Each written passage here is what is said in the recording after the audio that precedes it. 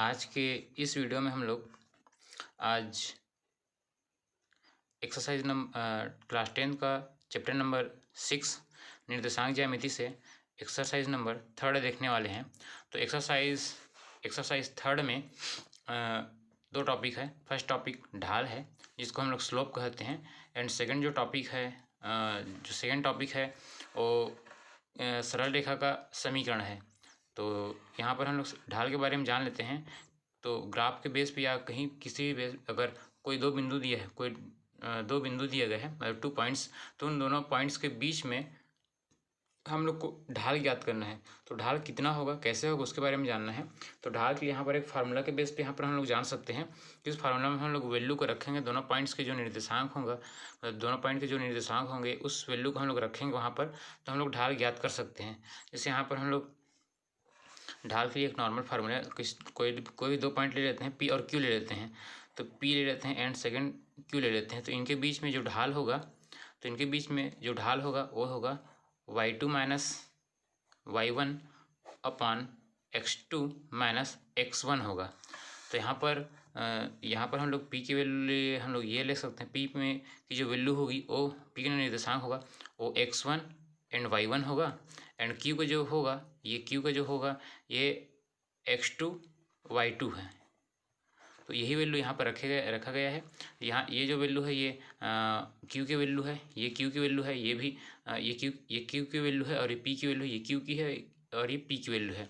तो इस टाइप से इस फार्मूला का हम लोग यूज़ करके किसी भी दो पॉइंट है या दो बिंदु है उनके बीच में हम लोग ढाल ज्ञात कर सकते हैं। तो कुछ क्वेश्चन इसी के बेस पे है, और उसके बाद कुछ क्वेश्चन रेखा का समीकरण के बेस पे है। तो समीकरण के बारे में बाद में जानेंगे। इसके लिए हम लोग सबसे पहले इसके लिए हम लोग एक क्वेश्चन देख लेते हैं या एग्जाम्पल देख लेते हैं। यहाँ से देख सकते हैं, जैसे यहाँ पर 2 पॉइंट दिए गए हैं। तो फर्स्ट पॉइंट है first point A and second point B है। तो यहाँ पर इनके निर्देशांक दिए, पोजीशन दिए हैं पॉइंट का। तो पॉइंट ए का जो पोजीशन है 1,5 है, एंड पॉइंट बी का जो पोजीशन है ये है 3,7 है। तो यहाँ पर ए वाली जो वैल्यू हम लोग ये मान सकते हैं, इसको हम लोग ये मान सकते हैं कि x1 की जो वैल्यू 1 होगी ये वाली, और y1 की जो वैल्यू है यहाँ पर 5 होगा। इसी टाइप से x2 की जो वैल्यू है ये 3 है, एंड y2 की जो वैल्यू है ये 7 है। ठीक, तो इसके बाद हम लोग इसके लिए ये वाला फार्मूला अप्लाई कर सकते हैं। इसी फार्मूला में इस वैल्यू को हम लोग पुट करेंगे तो हम लोग को ए बी का ढाल मिल जाएगा।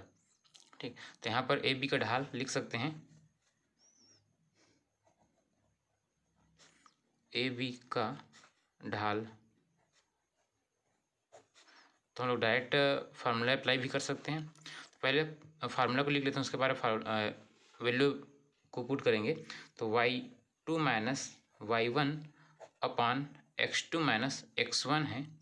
अब यहाँ पर हम लोग वैल्यू को पुट करेंगे तो वैल्यू हम लोग को मिलेगी, y2 की वैल्यू है 7 है, एंड y1 की जो वैल्यू है वो 5 है, एंड यहाँ पर x2 की जो वैल्यू है ये 3 है, एंड x1 की जो वैल्यू है ये 1 है। तो यहाँ पर हम लोग इसको सॉल्व करेंगे तो वैल्यू मिलेगा, ऊपर की वैल्यू मिलेगी हम लोग को 2 मिलेगा, और नीचे की जो वैल्यू मिलेगी ये भी 2 मिलेगी। दोनों जब कैंसिल होगा तो यहाँ पर हम लोग को वैल्यू मिल जाएगी 1 मिलेगा। ठीक, यहाँ से इसमें हम लोग 7 में 5 माइनस करेंगे तो 2 मिलेगा, और 3 में हम लोग 1 माइनस करेंगे तो 2 मिलेगा, और दोनों वैल्यू जब कैंसिल होगी तो यहाँ पर हम लोग को 1 मिलेगा। तो ये हो गया ए बी का ढाल हो गया, ये ए बी का ढाल ये हो गया 1 हो गया। अब हम लोग देखेंगे और दो डेफिनेशन देख लेते हैं। फर्स्ट डेफिनेशन हम लोग अंतःखंड का देखेंगे, तो अंतःखंड में दो डेफिनेशन देखना पड़ेगा, एक्स अंतःखंड और वाई अंतःखंड। तो उस डेफिनेशन के बेस पे मैं डायग्राम के थ्रू क्लियर कर देता हूँ। तो अब हम लोग नेक्स्ट टॉपिक देखेंगे, अंतःखंड देखेंगे। तो अंतःखंड किसको कहते हैं यहाँ पर हम लोग ग्राफ के थ्रू समझ लेते हैं। तो अंतःखंड यहाँ पर एक ग्राफ बनाया गया है, ग्राफ है, ये एक्स एक्सिस है, और ये वाली लाइन जो है ये वाई एक्सिस है। तो इस एक्स एक्सिस और वाई एक्सिस को एक रेखा यहाँ पर काट रही है।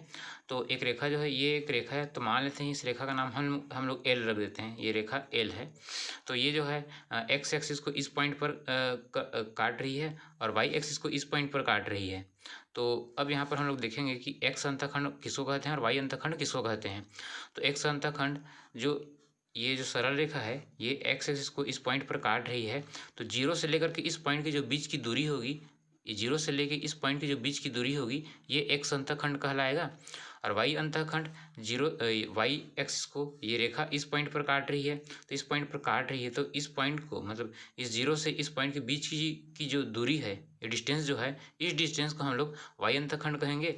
और ये वाली जो डिस्टेंस है जीरो से, ये सेंटर पॉइंट है तो मूल बिंदु, तो जीरो से इस यहाँ तक की दूरी, या तो हम ये कह सकते हैं कि मूल बिंदु से यहाँ तक की जो दूरी है ये दूरी एक्स अंतःखंड होगा, और मूल बिंदु से यहाँ तक की जो दूरी है ये वाई अंतःखंड होगा। तो हम कहना चाहें तो ये भी कह सकते हैं कि एक्स एक्सिस को ये यदि एक्स एक्सिस को कोई सरल रेखा किसी बिंदु पर काटती है तो उस बिंदु और मूल बिंदु के बीच की जो दूरी होगी उस बिंदु को हम लोग एक्स अंतःखंड कहते हैं। और वाई अंतःखंड के लिए यदि कोई सरल रेखा वाई एक्सिस को किसी बिंदु पर काटती है तो उस बिंदु से मूल बिंदु के बीच की जो दूरी है उस दूरी को हम लोग वाई अंतःखंड कहते हैं। ये इसका डेफिनेशन हो गया। तो इसी के बेस पे हम लोग एक रेखा का समीकरण देखेंगे। तो एक सरल रेखा का समीकरण के लिए हम लोग यहाँ पर देख लेते हैं।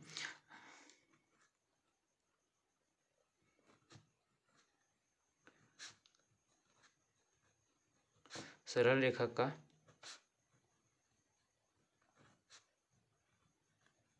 समीकरण, यहाँ पर हम लोग सरल रेखा का समीकरण देखेंगे तो सरल रेखा का समीकरण का जो फार्मूला है वो है y इक्वल mx प्लस सी। तो यहाँ पर y equal mx plus c है, जहाँ पर ये यहाँ पर तो यहाँ पर m जो है वो ये ढाल है और यहाँ पर जो c है ये y अंतःखंड है। तो यहाँ पर हम लिख सकते हैं जहाँ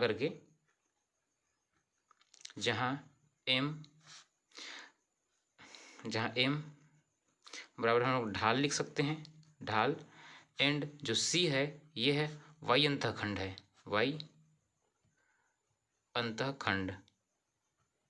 तो ये हो गया हम लोग का एक सरल रेखा का समीकरण। तो y equal m x plus c है, तो m जो है ये एक ढाल होगा और ये जो c है ये y अंतःखंड है। तो यहाँ पर हम लोग नॉर्मल तरीके से अगर देखना चाहें तो एक यहाँ पर y इक्वल यहाँ पर x के साथ में जो भी वैल्यू इंटूम होगी, पॉजिटिव हो या नेगेटिव हो, वो ढाल होगा। और यहाँ पर प्लस c है तो c की कोई भी वैल्यू हो सकती है, नेगेटिव या पॉजिटिव, तो वो वैल्यू y अंतःखंड होगा। ठीक, तो इसी के बेस पे क्वेश्चन देख लेते हैं हम लोग। दो एग्जांपल के थ्रू इसको क्लियर कर लेते हैं। तो फर्स्ट एग्जांपल हम लोग ले लेते हैं, एक एग्जांपल ले लेते हैं। फर्स्ट एग्जांपल, तो यहाँ पर y इक्वल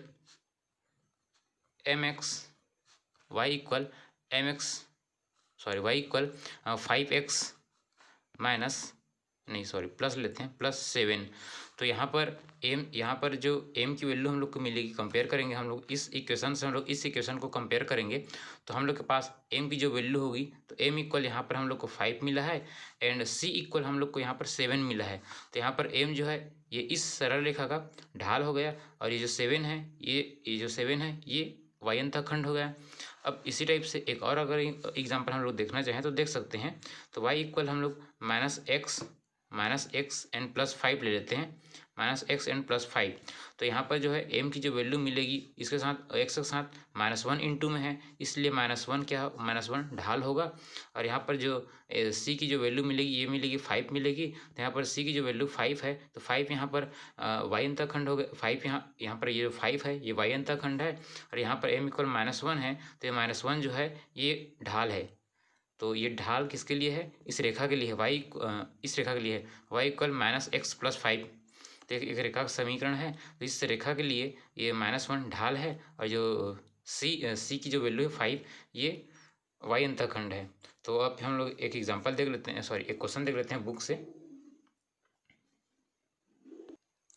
अब हम लोग एक्सरसाइज का क्वेश्चन नंबर 3 देखने वाले हैं। तो क्वेश्चन नंबर 3 इस टाइप से है, एक सरल रेखा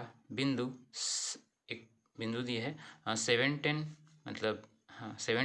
से गुजरती है जिसकी ढाल दिया गया यहाँ पर 5/6 हो, तो है बोल रहा है। यहाँ पर फर्स्ट क्वेश्चन बना है, तो 2 क्वेश्चन है बुक में, तो हम लोग फर्स्ट क्वेश्चन ही सॉल्व कर लेते हैं।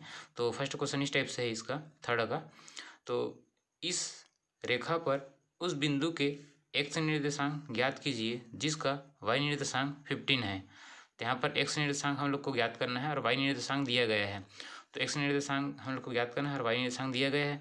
तो यहाँ पर हम लोग यहाँ से देख लेते हैं, यहाँ पर ढाल दिया गया है, तो यहाँ पर ढाल है और एक बिंदु है, तो एक बिंदु दे दिया गया है, तो दूसरा बिंदु यहाँ पर इसके बेस पे होगा और ढाल दिया गया है। तो हम लोग इसके बेस पे हम लोग क्वेश्चन को सॉल्व करेंगे। तो सबसे पहले हम लोग जो बिंदु दिया गया है यहाँ पर, इसको हम लोग P मान लेते हैं, A मान लेते हैं, और इसके बेस पे हम लोग एक बिंदु बनाएंगे, उसको हम लोग B मान लेते हैं। तो यहाँ से हम लोग सॉल्यूशन स्टार्ट करते हैं। सॉल्यूशन जो वैल्यू दी गई है उसको हम लोग मान लेते हैं। तो ये मान लेते हैं कि A इक्वल हम लोग एक पॉइंट मान लेते हैं, एक पॉइंट A मान लेते हैं। 7, 10 ये पोजीशन है, एक बिंदु दिया गया है, ये सरल रेखा का एक बिंदु है, ये 7, 10 ए हो गया। और B के लिए यहाँ पर मिलेगा x की वैल्यू हम लोग को ज्ञात करना है, x निर्देशांक ज्ञात कीजिए बोला है, और y निर्देशांक दिया गया है। तो x निर्देशांक ज्ञात करने इसलिए हम लोग x ले सकते हैं, और y निर्देशांक 15 इसलिए यहाँ पर हम लोग 15 ले सकते हैं, ये 15 को। तो ये हो गया A और B हो गए, ये हम लोग मान लिए हैं ना, यहाँ पर हम लोग चाहे तो माना कि लिख सकते हैं। ठीक, अब इसके बाद हम लोग के पास जो ढाल है, तो ढाल ये है, तो m इक्वल हम लोग लिख सकते हैं, या तो AB का ढाल लिख सकते हैं। तो m इक्वल हम लोग लिख सकते हैं यहाँ पर 5/6। और हम लोग को फार्मूला पता है, तो फार्मूला के बेस पे सबसे पहले तो हम लोग इस वैल्यू को क्या क्या मानना है उसको लिख लेते हैं पहले हम लोग। तो यहाँ पर हम लोग के पास x1 की वैल्यू जो होगी ये होगा 7 होगा, एंड y1 की वैल्यू हम लोग के पास होगी है यहाँ पर 10 है। इसी टाइप से हम लोग के पास x2 की जो वैल्यू है ये x है, ये वाली वैल्यू, और y2 की वैल्यू ये 15 है। यहाँ पर y2 इक्वल हम लोग लिख सकते हैं 15, ये हो गया। अब यहाँ से हम लोग के पास जो फार्मूला है m इक्वल m मतलब ढाल है, तो यहाँ पर इसके फार्मूला है y2 minus y1 upon x2 minus x1 है।